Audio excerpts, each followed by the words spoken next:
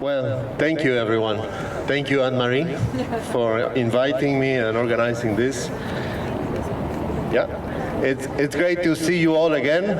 It's great to come together again after all that we are going through: war, pandemics, demoralization of the climate movement, lack of impact. I think we're all at a crossroads, and I'm really glad to be here to give my 2 cents on what is going on and hopefully some hope going forward. I come from Argentina. I had to flee my country for fighting the advancing fracking industry 3 years ago.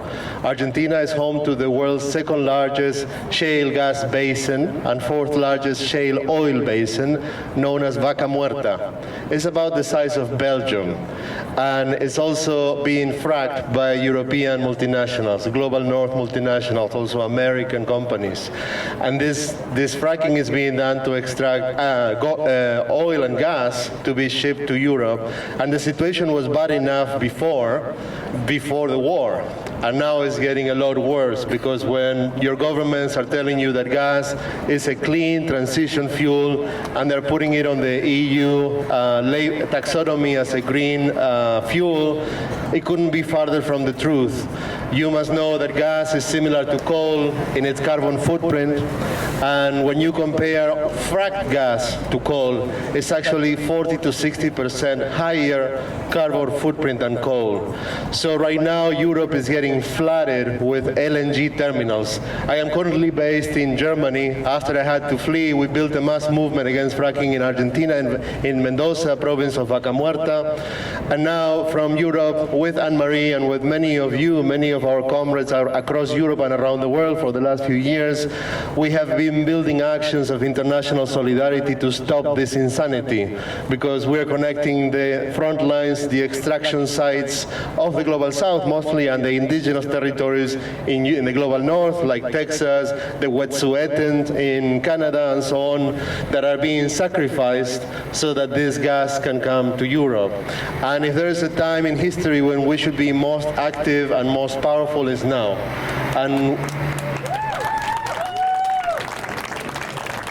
But I think I speak for most of us that unfortunately that's not the case. So how can we get active and powerful again?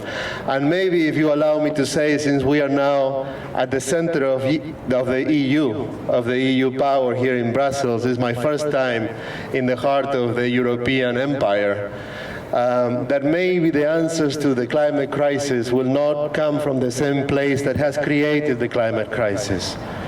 Maybe it's time to listen to the indigenous communities, to the frontliners of the Global South that have a lot of answers. And maybe also it's not enough to fight fracking by ourselves. Even though we have galvanized so much power in the recent years, Ende Gelände is now an anti-fracking movement. There used to be an anti-coal movement, now they're anti-fracking. We're going to do a mass action in Hamburg this year. We did one last year with the global action of Shale Must Fall. A lot of mobilization, but we still don't have enough power to make the difference that we need. And I think this is no longer about the truth. This is no longer about the science, which we know is overwhelmingly on our side. This is about power. We need to find a way to build power on the streets beyond the bubbles that we are in, because the bubbles that we have are not enough, right? And maybe the Global South has something to teach from this. So when we have been fighting fracking, we have been fighting mega mining, we're fighting deforestation, loss of biodiversity. A lot of these things are connected. There is a common denominator behind most of our frontline struggles of the Global South that is getting sacrificed so that Europe can continue with this sick and decaying way of life that is destroying the planet with so much consumption and waste. And when you connect what is behind a lot of this extraction in the Global South that is sacrificing populations, well, the Global South is in a lot of debt. Debt, unknown to most people, to many people in the climate movement, they don't know much about debt. They don't know much about the G7 or about the IMF or the World Bank, but these are the people that rule the world. This is the 1% of concentrated power that we all know about, and then we have the 99% of people of the world that are suffering the consequences of the climate crisis, disproportionately more so in the global south, in the front lines of the most affected peoples and areas, and we are not tackling the financial powers. The G7 is meeting in Germany next week, and almost nothing is being done. We should be mobilizing globally to tackle them. They are the people most responsible for the climate crisis, not only because they are the largest historic emitters of greenhouse gases, but also because they continue to exploit to this day the global south with their multinational companies. Needless to say, they are responsible for 500 years of colonizing and enslaving most of the world. And that's at the root of the climate crisis. And you know what? I'm tired of hearing 1.5 and tell the truth. And of course, I agree and I supported all of these slogans, but it's time that we move on. 1.5, the climate crisis is not about 1.5 only. It's not about the IPCC only. The climate crisis needs to be humanized in order for everyone to be emotionally engaged and understand that we will only win this if we come together internationally, in international solidarity with brotherhood and sisterhood, with our frontliner comrades in the rest of the world. And we may have found a way to get going with that. And I was talking about debt. Argentina, Latin America, when we became independent from Spain, we went right into becoming a neo-colony of England. You know how that was done? Loans. Loans that are unpayable because the interest rates are so high that the countries in the global south have to go on and on for centuries just to pay the interest on the loan. They don't want you to pay back the loan. They want you to pay the interest. And this is how the rich nations benefit from lending money and giving aid and climate financing. Everything they're doing is in the form of loans that helps them a lot more than it helps us. It's actually enslaving us. So this is at the root of the expanding fossil fuel industry, and this is why it's so important for me to share this with you. How is the financial power and how is debt connected to the climate crisis? Well, it is the very debt that is the stranglehold in the neck of the global south that is forcing the global south to expand the fossil fuel frontier to keep fueling the consumption of Europe. And this is being done in many ways, because we have to pay back the interest on the loans, but also the IMF, the World Bank, and other groups, they come to our countries and they govern it for us. And they tell our countries that you need to cut the social spending, you need to cut the pensions, you need to cut any kind, like hospitals, all kinds of things, because you need to have austerity. Maybe you remember this word from 10 years ago with Greece, right? So this austerity is being imposed on us while they keep making a killing just on the profits on the loans, which are a tool to expand the fossil fuel industry. So when I was telling you that how can we come out of being so demoralized and divided also in Europe, and maybe the global south has something to offer, something to say. One of the things I think we need to do urgently is to connect to the workers. I think everyone here understands that and has tried that in many ways, that we need to connect to the workers. But nobody knows how to do that. Or you may say, I had a good conversation, they support us. Yeah, but that's not enough. You know, between saying that and mobilizing 1 million people in Brussels, there's a difference. How can we get there? And that goes back to what I was saying about building power. Labor unions of the world, especially in the global south, they have survived genocides. They have survived dictatorships, neoliberal governments. They're unbreakable. So if we had the power of mobilization and organization of the labor unions behind the climate fight, we are definitely on a course to win it. And we need to do that. And how can we connect to that? Well, the labor unions in Europe are a different beast. We can talk about it later. But maybe from the global south, we can start something that we are doing it now. It's called Debt for Climate. And you know what? When you talk to the labor unions in the global south about the climate crisis, you get a similar answer that you get here. Okay, we understand that, but that's a faraway problem. We are more busy with food, jobs, you know, healthcare, education, the basic needs, the most urgent needs for survival. But with the debt, they get it. Because the debt is one of those neuralgic needs, is one of those things that is keeping them from being able to have a good job, to be able to feed their family. In many of our countries of the Global South, nearly 50% of the GDP goes to pay back the interest on these loans. So how is it possible, can any of you tell me, how is it possible that Argentina or South Africa or Colombia could possibly reach any climate goals that they committed to when they're being forced to do the exact opposite, to get more oil and gas to pay back this debt? In many cases, these debts are already illegal from the beginning because they were awarded to dictators. It's just a way to keep us under the boot of the global north.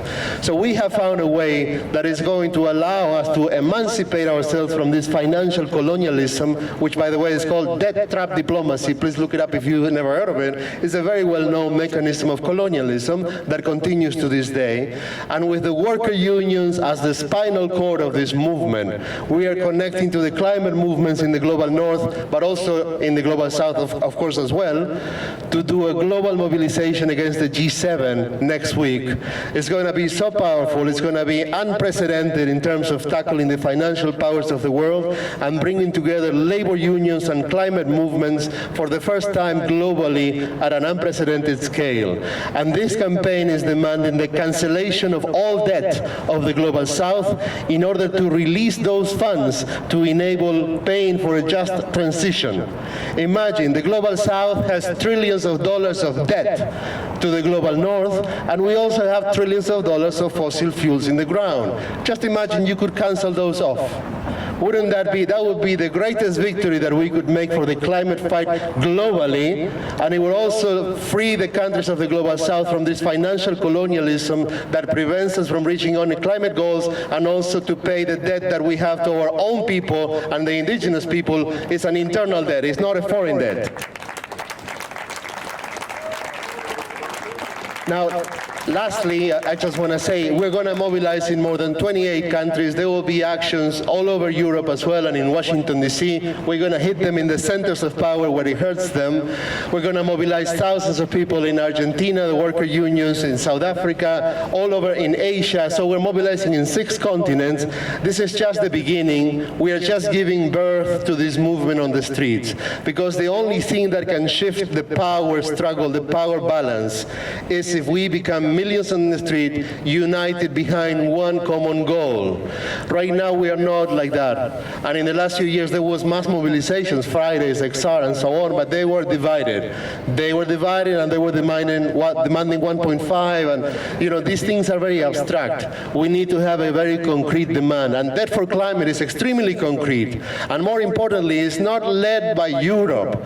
The colonialism of Belgium and so on, I'm afraid to say, continues to this day in activism as well. So the global south tends to follow what Europe is doing. The fashions are set by Europe, and a small group of white, well-meaning, middle-class people in Europe are doing their best to lead the world in the climate fight. But you're suffering, because you have done everything in your power, and you're burning out, and you're demoralized, and you're doing all you can to come back together. How the fuck can we reignite this fight? Well, let the global south ignite the fight for once, and I think it will lead us to victories.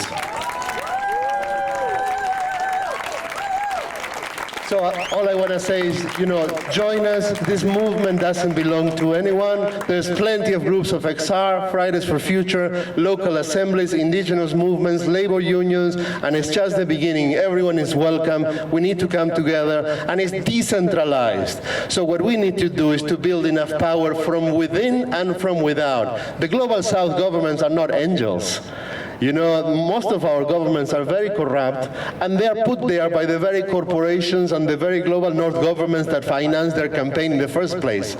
So the first thing we need to do is that those labor unions with XR and Fridays and all the other movements locally in Namibia, in South Africa, in Argentina, in Peru, we need to build power internally to force this conversation, to force our governments to demand debt cancellation, because right now they're not even doing that. They're bending on their knees to ask for more loans and to offer more and more of our country to be sold off to the multinationals from Europe. The president of my country, Argentina, which is an emblematic case of debt because we have the biggest debt in the history of the world to the IMF, that was recently awarded a few years ago to help the right-wing President Macri win the re-election, totally illegal, totally unconstitutional.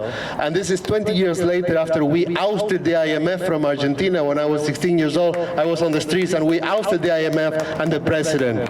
And I think if we come together again, we can do that again, not only in Argentina. Sri Lanka now is an emblematic case. It's a revolutionary situation against debt. They cannot afford fuel or food or medicine. Most of the government has resigned.